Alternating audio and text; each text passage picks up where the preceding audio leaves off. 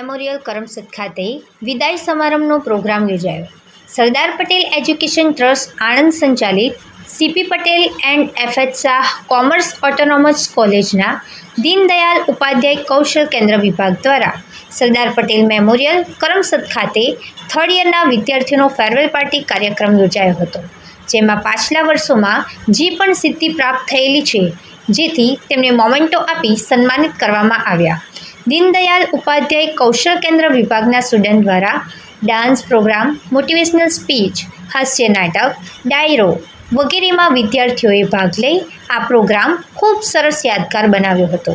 ત્યારબાદ કોલેજના doctor BN Patel sir, સંસ્થાના managing trustee doctor Asav Patel sir, director Deendayal Upadhyay Kaushal Kendra doctor RD Modi સાહેબ, principal of CP Patel and FH Shah autonomous commerce college અને doctor Chirayu Shastri sir, head of the department Deendayal Upadhyay Kaushal Kendra દ્વારા વિદ્યાર્થીઓને ખૂબ શુભેચ્છાઓ પાઠવી તેમજ દેશ વિદેશમાં જઈ પોતાના દેશનું નામ રોશન કરે તેવી શુભકામના પાઠવવામાં આવી હતી.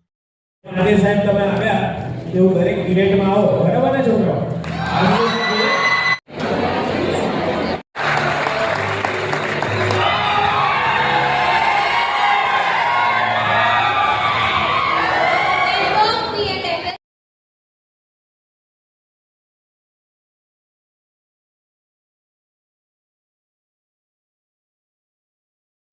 સર, આપનો પરિચય?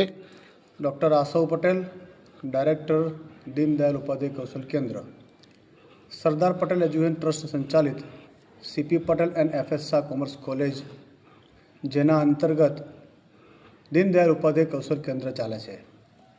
2014માં આ કૌશલ કેન્દ્રની આ સ્થાપના થઈ, જેમાં બીવોક અને એમવોક જેવા કોર્સિસ મૂકવામાં આવ્યા, જેનું આ કદાચ 11મું વર્ષ આ પૂર્ણ થઈ રહ્યું છે. અને 11મા વર્ષના પૂર્ણાહુતિના આ સમયે જે વિદ્યાર્થીઓ ત્રીજા વર્ષમાં તેઓનું અભ્યાસ પૂર્ણ કરે છે તેઓને પ્રથમ વર્ષ અને દ્વિતીય વર્ષના વિદ્યાર્થીઓ ફેરવેલ આપે છે. એક આ ટ્રેડિશન વર્ષોથી ચાલી આવી છે, ત્યારે એ વિદ્યાર્થીઓ કે જેને આ કોલેજમાં 3 વર્ષ સુધી અભ્યાસ કર્યો અને પોતાની જાતને એક કૌશલ્ય વિદ્યાથી ઉત્તીર્ણ કર્યા, પોતાની જાતને આ સમાજની અંદર જે કંઈ પણ વિદ્યાશાખા, જે કંઈ પણ કોર્સ છે એ કોર્સના માધ્યમથી આ સમાજ અને રાષ્ટ્ર નિર્માણમાં કામે લાગવાના છે તેવું એ લોકોએ અભ્યાસથી મેળવ્યું છે. અને હું આ વિદ્યાર્થીઓનો સંદેશો એ જ આપવા માગું છું કે સમગ્ર ગુજરાતમાં માત્ર આ એક જ દીનદયાલ ઉપાધ્યાય કૌશલ કેન્દ્ર છે.